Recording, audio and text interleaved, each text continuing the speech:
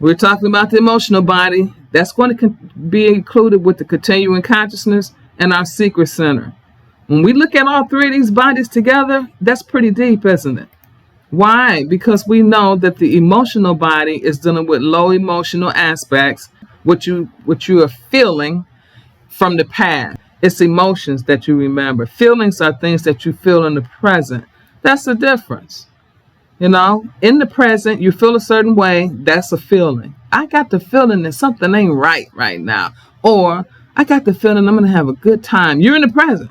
But when you start remembering how you felt from a past memory, then it becomes an emotion. It can either drag you or it can lift you up, depending on what that memory is. But for the most part, we're carrying emotional baggage that we don't seem to want to let go sometimes.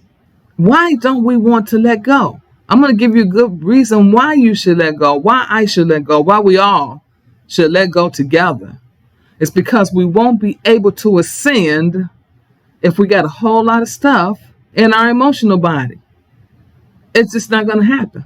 Then we're going to be left to the devices of people who we know we don't want to follow their rules. They're not a part of us. They don't know nothing about trying to go the righteous way. They're talking about domination. Same thing they talked about on Marduk. Same thing they talked about on Mars. We don't want to go that route. We have another way to go. If only we begin to use our own bodies. The emotional body extends 1/3 inches from the body, from our physical body. Our feelings reside here once again. The emotional blueprint is a subtle energy field carrying the imprints of past and present life emotional experiences and attitudes, which influences the present life and may cause psychosomatic disease. So what is psychosomatic diseases? These are things that our etheric body is telling us too, if we just care to listen. Psychosomatic disorder is a psychological condition involving the occurrence of physical symptoms, usually lacking a medical explanation. People go to the doctor all the time. What did the doctor say? Well, they don't know. They have to run tests. That's probably some psychosomatic disorder. People with this condition may have excessive thoughts, excessive feelings, or concerns about the symptoms, which affects their ability to function well. How many of us have fallen into that category? Let me tell you what the symptoms are.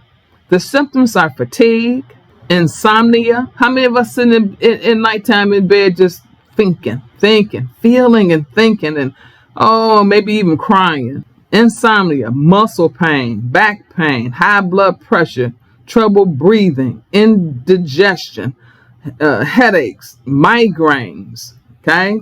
Impotence, skin rash, stomach ulcers. Scientists aren't really sure. Some believe that stress releases hormones and chemicals in the body that can cause damage or dysfunction.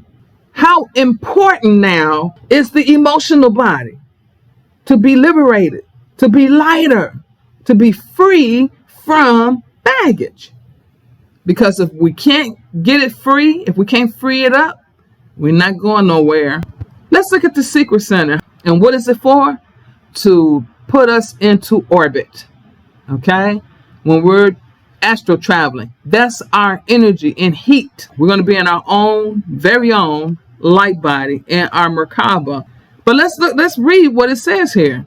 Sexual awareness and supreme powerful energy. This is the place that stores the most psychic blockages and karma. Let me stop for a minute here. You have a good relationship with someone and you want it to work. Well, if it don't work, that's going to be some psychic blockage. And it's not going to be that very easy to change how you felt, because the thoughts and the memories and the emotions are there, along with the passion that you had. Now you're tied up. You're in like you are mentally and physically in a kind of a bind that you don't want to be in. You want to work it out so you don't have to be in that bind, because when you begin to feel sexual, You want to go back to that partner, the one who helped you to go up and away. But if they are really not, they're just a karmic, okay, trying to teach you a lesson, they're not conscious of that, and you're not either. A lot of times we're not conscious of what is the bigger picture of what's going on, what is being taught to me. What is it that this karmic or this soulmate is bringing to me to learn? We don't look at it like that. We tend to look at it as victim, bad person relationship.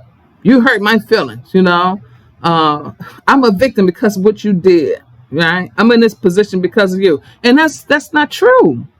That's just not true. That person is there to help you to get over some type of blockage. It might be low self-esteem. It could be that you're not on your path that you're supposed to be on this planet. It could be a number of things, but it's not going to be solved through just sex. Some things can be solved through sex. There used to be holy prostitutes in the temples back in the ancient days, not just in Egypt, in India and all over, places that we can still visit, to see the remnants, of course. But there was a reason for that. It was to bring the energy back in accordance with the spine, with the back, with the root chakra, all the way to the crown. And a lot of times it had to be fixed from a sexual standpoint, okay? Not lust. It's a difference. And we never learned that difference over here in the Western society. But those are where all the karmas are, past lives. Now you might say, well, this is my soulmate. We have past lives. You probably correct. And the only way that you all can get together to begin to work on the contract that you all agreed on, so that energy is going to draw you two together. That sexual energy is going to draw you. How else can you be drawn? What if it's not a sexual relationship, but it's something that somebody can help you? Well, then you'll just be friends. It has nothing to do with sex, but it's a higher, it has been elevated, okay, to a higher type of sacred friendship. They're going to piss you off too. But why is that? So that you can get over something, so that you can perfect something. How else can we change? Because if we just look at ourselves, ain't nothing wrong with us, right? I'm the one that's good. You the one got the problem, right? We don't see ourselves. We don't see like they used to say back in the old days, you can't smell your own shit. You think your shit don't stink, right? But it does. And it takes other people to come along and rub us what we call the wrong way, which is really the right way, so that we can see ourselves. So this is what we're talking about. We're talking about the emotional body, unconscious stuff that we're doing, that we have to get it together.